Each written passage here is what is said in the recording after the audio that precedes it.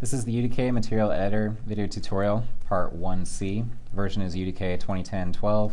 Team members are David DeCoster, Jado Ross, and Travis Everett. Cohort 15, and the date is January 25th, 2011. So for this, I'm going to show how to set up a material instance. Basically what material instances are in UDK is they're used when you want to change the appearance of a material without having to recompile every time an alteration is made. They're useful for situations where you might have several of the same version of the static mesh with only minor differences. So like for example, if you have a car that you need in multiple colors, that would be an ideal time to use a material instance, just because you could go in and manually change the color of the car without having to rebuild the material every time. So to start off with, we have this material set up. So what we have here is there's a parameter for the color, and we're mixing that with the diffuse through an add and running that into the diffuse. And then down here we have a scalar parameter, which is basically a just like a regular constant, only since it's a parameter you can change it. We have that plugged into the A, then we have a constant plugged into B, and down here in the bottom three you'll see A is greater than B, A is equal to B, and A is less than B.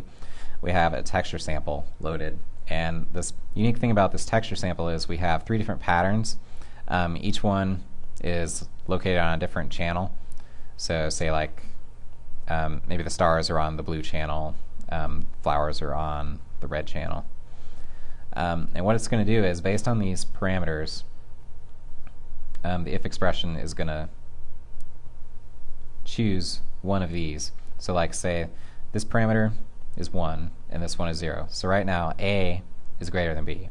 So you go down here, A is greater than B is linked to the red channel. So right now the red channel is showing. However, if we change the B parameter to 1, they're now equal. So the stars are showing.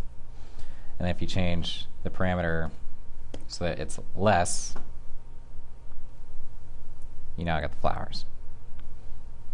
So that's our basic setup. What we're going to do is we're just going to change which of these textures shows up in the instance. Okay, so to create a material instance, just right-click, go to New Material Instance Constant, name it appropriately. We're just going to do Test. Click OK, and that'll open up the Material Instance Editor. And what you want to do is you want to go to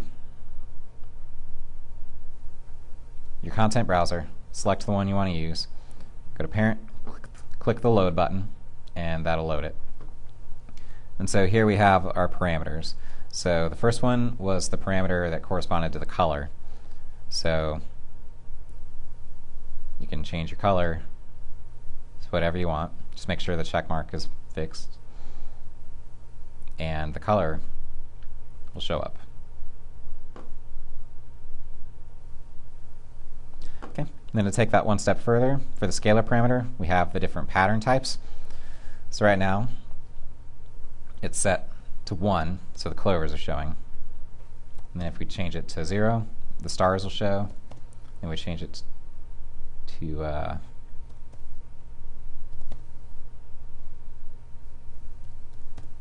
-1, the flowers will show. So it's just a really easy way to change only a couple settings. So like in our case, we had the patterns and then the colors.